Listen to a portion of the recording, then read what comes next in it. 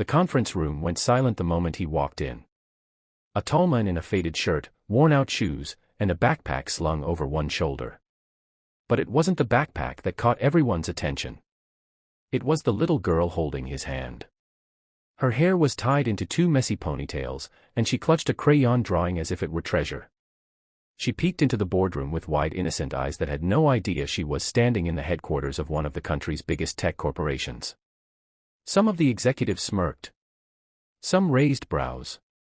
One whispered under his breath, "Is he serious? Who brings a kid to a job interview?" That was the moment Daniel realized just how cruel reality could be. But he stood straight, gently squeezed his daughter Lily's hand, and walked inside with quiet determination. He didn't have the luxury of pride. He needed this job. Badly. Chapter 1: The interview everyone mocked. Daniel had been a software engineer before his world collapsed. When his wife passed away suddenly, he was left alone with a toddler, bills piling up, and a heart that felt like it had been shattered into pieces. He tried working from home for years, but the recession had cost him everything. For months, he walked from company to company, resume in hand, toddler in the other. Lily had nowhere to stay, no family to leave her with, and daycare was far too expensive. Today's interview at Titan X Innovations was his last hope. The rent was already overdue. His fridge had more empty shelves than food. And Lily's shoes had holes he carefully covered with tape. He sat down in front of the long table of interviewers. A woman in a gray suit cleared her throat. "Mr. Daniel, do you not think this is unprofessional?" Before Daniel could answer, Lily tugged his sleeve and showed the interviewers her drawing. "I made this for my daddy," she said proudly. "So he doesn't be sad." A few executives chuckled. One shook his head. Daniel gently placed Lily's drawing in his lap and bowed his head. "I'm sorry. I had no choice. I'm a single father. I tried." The door burst open. And the CEO himself walked in. Everyone scrambled to their feet. Chapter 2: The Crisis. Alexander Roth, the youngest CEO in the tech world, walked straight to the table, frustration written all over his face. His voice was low, sharp, and urgent. "We have a crisis. The entire security system crashed due to a breach. Our partners are threatening to pull out. We need a fix, now." The executives exchanged horrified glances. Then Alex's eyes landed on Daniel. "And who are you?" he asked. "Applicant for the senior engineer position," one executive answered quickly, nearly rolling his eyes. Alex raised a brow when he noticed Lily. But instead of mocking, he simply asked, "Do you have experience with system architecture?" Daniel nodded. 12 years. "That breach," Alex muttered, pacing. "Every engineer we called can't find the fault. The whole network is frozen." Daniel swallowed. "Can I see it?" The room froze. One executive whispered sarcastically, "What's he going to do, fix it with crayons like his daughter?" Alex ignored the mockery. "Bring him a laptop." Minutes later, Daniel stood in front of the main display. Lines of code flashed like chaos. He scanned it once. Then again. Then a third time. Within seconds, his eyes widened. "I see the problem," he said quietly.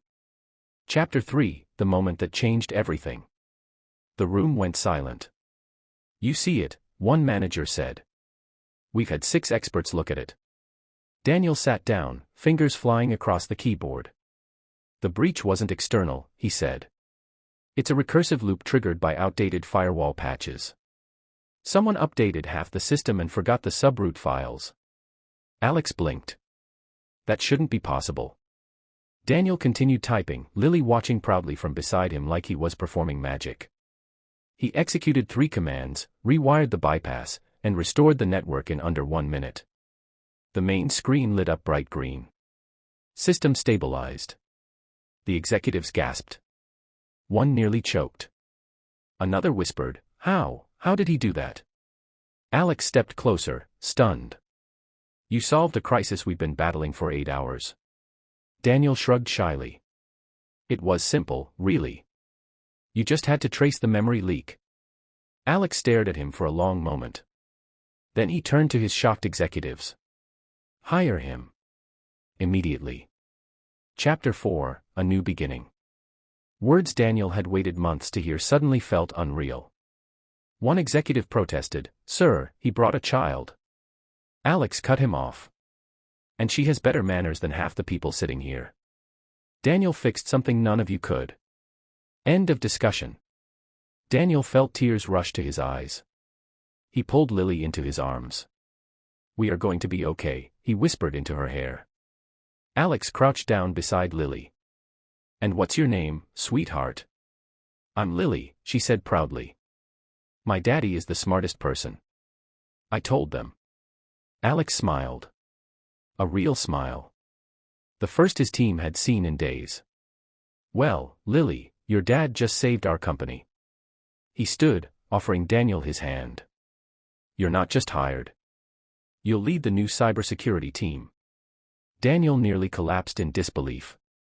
Chapter 5, The Challenges After Getting the Job. The first few weeks weren't easy.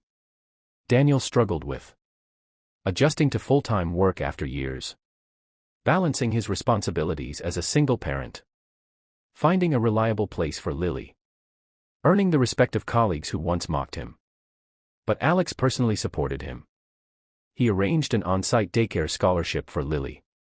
He gave Daniel flexible working hours. And he encouraged his team to learn from Daniel's experience rather than judge him. Slowly, Daniel went from the man they laughed at to the man everyone relied on.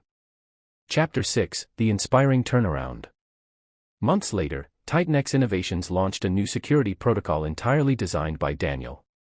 It protected major hospitals from cyber attacks, saved small businesses from losing data, and made the company the most trusted in its field.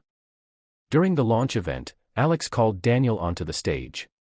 "This man," he announced, walked into an interview with nothing but a backpack, courage, and a daughter who believed in him. And today, he is the reason this company is standing strong." The audience applauded, standing to their feet. Daniel's eyes filled with tears. And Lily, sitting in the front row, clapped proudly with a sign that read, "My daddy is a hero." Final message, the heart of the story. People judged Daniel for being a struggling single father. They laughed at him, underestimated him, dismissed him. But in one moment, everything changed. Not because he looked successful. Not because he had connections. Not because life was easy. But because he never stopped trying. And because his little girl believed in him when no one else did. Sometimes the strongest people aren't the loudest. Sometimes the smartest people are the ones life tried to break. And sometimes, the hero isn't the CEO. It's the single dad who refused to give up.